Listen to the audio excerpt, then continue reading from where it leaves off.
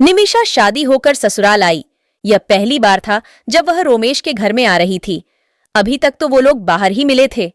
1 महीने पहले तो फेसबुक पर मिले थे। पहले मित्र बने, फिर घनिष्ठता, और फिर प्यार और मुलाकात, फिर शादी। सब कुछ इतनी जल्दी हो गया, पता ही नहीं चला। रोमेश बहुत ही सुलझा हुआ व्यक्ति था। पहली ही मुलाकात में निमिषा का दिल जीत लिया था। निमिषा के माँ बाप की डेथ हो चुकी थी, कोई भाई बहन भी नहीं था, बिल्कुल अकेली थी। अपना कहने के नाम पर एक सहेली थी, किरण, बस। और आज किरण को उपस्थिति में इन लोगों ने कोर्ट मैरिज कर ली और अपने ससुराल आ गई। उसी का गृह प्रवेश हो रहा है। बहुत खुश थी निमिषा। रोमेश से आज उसकी शादी हो ही गई, अपने प्रियतम से। उसका प्रवेश एक नैकरानी करवा रही थी। रोमेश के परिवार में भी कोई नहीं था। निमिषा अंदर आती है, देखती है बंगला बहुत बड़ा है, सुंदर है, मगर जैसी ही कदम बढ़ाती है एक बड़ी सी मकद्दी आकर उस पर गिर जाती है। वह बहुत जोर से चिल्लाती है तो रोमेश कहता है, ये क्या तुम मकड़ी से डरती हो? वह हाथ में लेकर मसल डालता है। निमिषा की उबकाई आ जाती है। बद्दी मुश्किल से वह सहन करती है। अब उसे रूम में ले जाया जाता है। रोमेश कहीं चला जाता है। निमिषा उसका इंतजार करने लगती है। रात के 10 बज जाते हैं, कोई आता ही नहीं। उसे प्यास लगने लगती है। वह रूम में देखती है, मगर वहां कुछ नजर नहीं आता। तो वह नैकरानी को आवाज लगाने का सोचती है, मगर वो नाम तो जानती नहीं थी, तो वह रोमेश को आवाज लगाती है, पर उसकी आवाज पर कोई रिएक्शन नहीं होता है। करीब आधे घंटे बाद वह खुद ही उठकर कमरे के बाहर आती है तो क्या देखती है, पूरे बंगले में अंधकार है।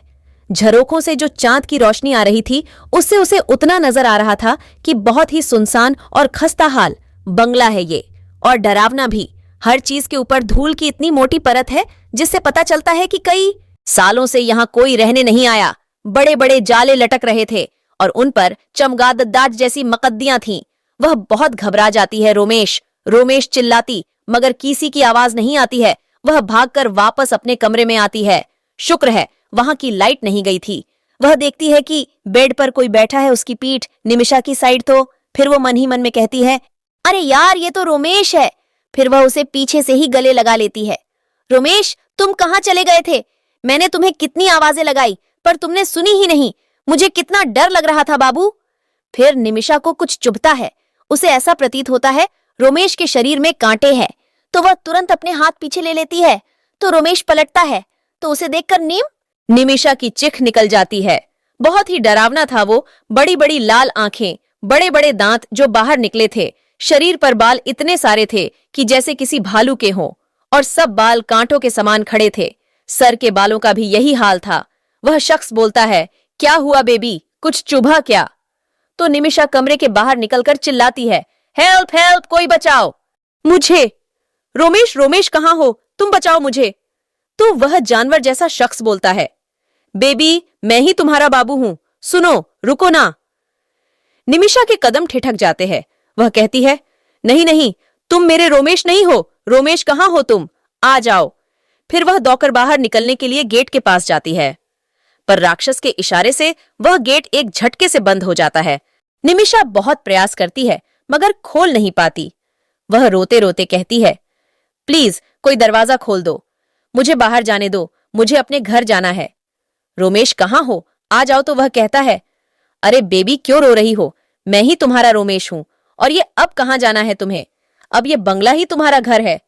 कहाँ भाग रही हो? तुम मेरी दुल्हन हो, और अभी तो हमारी सुहाग रात बाकी है। वह निमिषा को बांह से घसीटते हुए कमरे में ले जाता है और पलंग पर बिठा देता है। निमिषा चीखती रहती है, मगर सुनने वाला कोई नहीं होता। फिर वो कहता है, अरे डार्लिंग, मैं तो भूल ही गया, तुम्हें प्यास लगी थी ना, ये लो पी लो। वह गिलास निमिषा की ओर बढ़ाता है तो निमिषा देखती है उसमें खून भरा हुआ है। वह उस गिलास को फेंक देती है। तो वह शख्स चिल्लाता है, तुम्हारी हिम्मत कैसे हुई इस तरह गिलास फेंकने की? फिर खुद ही नॉर्मल होकर कहता है, नहीं नहीं, आज तुम पर गुस्सा नहीं करना है, आज तो हमारी शादी हुई है। निमिषा में थोड़ी हिम्मत आती है। वह डरते डरते पूछती है, तुम कौन हो? मेरा रोमेश कहाँ गया? तो वह कहता है, बेबी, मैं ही हूं, तुम मुझे पहचान क्यों नहीं रही? और हाथ दिखाते हुए कहता है, देखो ये अंगूठी जो तुमने दी थी। निमिषा उस अंगूठी को पहचान जाती है और कहती है, हाँ, यह तो रोमेश की ही है, तुम्हारे पास कहाँ से आई? तो वह कहता है, अरे बेबी, पहचान क्यों नहीं रही? मैं ही रोमेश हूं। फिर वो घड़ी की तरफ देखता है, 11:30 बज चुके होते हैं। फिर वह जोर जोर से हंसता है और कहता है, वह घड़ी आ ही गई जिसका मुझे इंतजार था। 12 बजने वाले हैं और आज पूर्णिमा का दिन है। 12 बजे चांद अपने पूरे शबाब पर रहता है। अगर उस समय मैं कुंवारी कन्या से संबंध बनाऊं, फिर उसका रक्त देवी को चढ़ाऊं, तो मुझे ऐसी सिद्धि मिलेगी जिससे मैं सारे विश्व का राजा बन जाऊंगा। मुझे 1000 लड़कियों की बलि चढ़ानी है और तुम्हें जानकर आश्चर्य होगा कि तुम्हारा नंबर 1000वां ही है।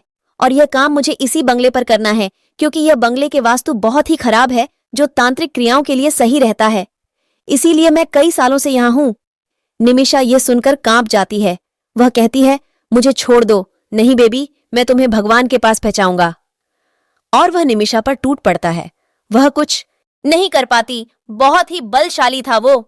अपनी प्यास बुझाने के बाद वह निमिषा को कहता है, अब तुम नहा कर आ जाओ, मुझे तुम्हारी बलि देवी मां को देनी है। निमिषा नहा कर आ जाती है। वह उससे पूछती है, तुमने मुझे ही फेसबुक पर क्यों चुना? तो वह कहता है, बहुत आसान शिकार थी तुम। तुम्हारा कोई नहीं था, जो तुम्हें कोई ढूंढने भी नहीं आएगा। और जोर जोर से हंसता है। ऐसे ही तो बाकी 990 लड़कियों को भी फंसाया था। तो वह कहती है, इसमें से एक भी नहीं मिलती तो क्या होता? ऐसा हो ही नहीं सकता था। वह हंसता है, फिर भी बताओ। वैसे मैं तुम्हें बताना जरूरी नहीं समझता, मगर तुम्हारे जीवन के कुछ ही मिनट शेष हैं, इसलिए बता देता हूं।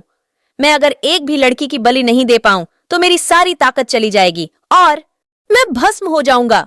इतना सुनते ही निमिषा वहां पड़ा चाकू उठाकर खुद ही अपने पेट में चुभो लेती है और कहती है, ये लो, अब तुम मेरी लाश की बलि दे नहीं सकते और इतनी रात को तुम्हें दूसरी लड़की मिलेगी नहीं। वह रोकता ही रह जाता। इतने में घड़ी में 12 बजे के घंटे बजना चालू हो जाते हैं और आखिरी घंटे के साथ वह राक्षस भी राख बन जाता है।